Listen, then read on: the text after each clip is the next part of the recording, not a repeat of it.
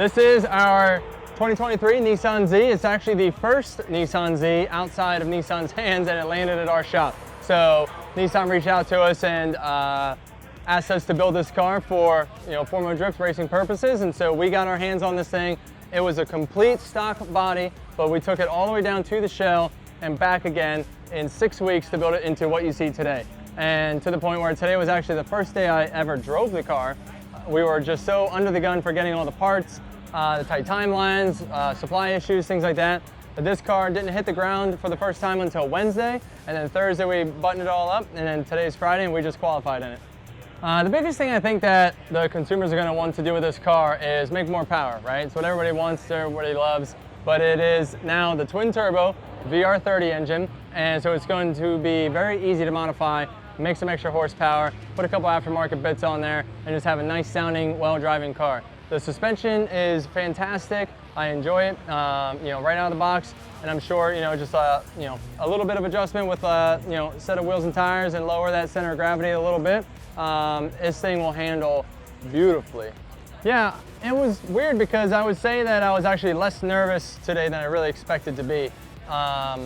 Being that it was the first time we drove the car, the thing never even went on the dyno. I never got it onto a test track. We unveiled the car, we buttoned it up yesterday here at the track, and then we took it straight onto the track today for the first time. And yeah, we ran through, got through qualifying, the car's feeling fantastic. And I think because mentally, the big win was getting the car finished in here and ready to go, because it was such an uphill battle and such a challenge to do in such a short amount of time, that even just having the car here and looking the way that it does, all finished and ready to go 100%, was the win for me. But we're gonna push for a podium anyway. The exterior wise, the actual Z itself, I love the back end of the car. The taillight look and finish is amazing, really giving it that retro look. But as far as the build on the car, this engine package is beautiful, so many built parts. It's a 1300 horsepower VR38 engine. The interior fab work that we got, just a nice fresh clean start. We got a center bulkhead, keeps the smoke out. And we got a nice couple little bits utilizing the factory dash. Instead of just putting in like a piece of sheet metal, we wanted to show the actual Nissan Z dash. So we made a switch panel on there. We actually sunk the dash, our dash that reads the computer vitals, down into the cluster hole, so we actually have that factory look and feel there.